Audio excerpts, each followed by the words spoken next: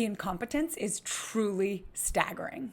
I'm Eliza Orlins, career public defender for 15 years in Manhattan. By now, I'm sure you've heard about the absolutely mind-blowing revelation first reported by The Atlantic, but now basically reported by every major media news outlet, that high-ranking Trump officials, the people in charge of our national security, discussed top-secret military operations before they happened in a messaging app called Signal that could be compromised if their phones were hacked. And as if that weren't bad enough, they inadvertently included the editor-in-chief of a major magazine. This group chat included, among others, the Vice President, J.D. Vance, the Secretary of State, Marco Rubio, the Secretary of Defense, Pete Hegseth, the Director of National Intelligence, Tulsi Gabbard, the National Security Advisor, Michael Waltz, White House Chief of Staff, Susie Wiles, CIA Director, John Ratcliffe, Homeland Security Advisor and White House Deputy Chief of Staff, Stephen Miller, Treasury Secretary, Scott Bessent, and more.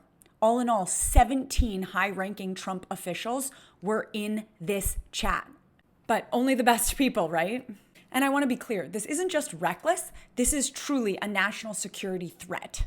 It's also very likely illegal, because as you can see, these messages were set to disappear in a fixed amount of time. And there are laws that require that government communications, especially those between high-ranking government officials, be preserved for accountability purposes. And yet, this was set to auto-delete. But here are the questions we all should be asking. 1.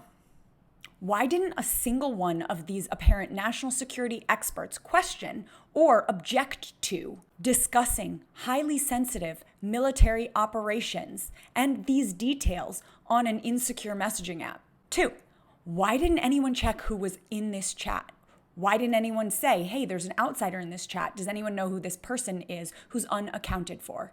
And 3, and finally, most importantly, have they been operating this carelessly all along? How can we trust people who operate in this manner to keep us safe? This is a national security threat, and people need to be held accountable for this. Now, I know there are folks calling for a full-scale congressional investigation, and I think that'd be completely appropriate given the circumstances. Because given one of the core principles of Trumpism is to never admit wrongdoing, I don't anticipate that we will see any resignations in disgrace based on this abject failure. But the American people deserve to know what happened and how it happened, and they need to be assured that this won't happen again. So an investigation should happen. So reach out to your representatives and demand a full-scale congressional investigation into this. As always, make sure you're following me for more and leave questions in the comments if you have them. Thanks for being here.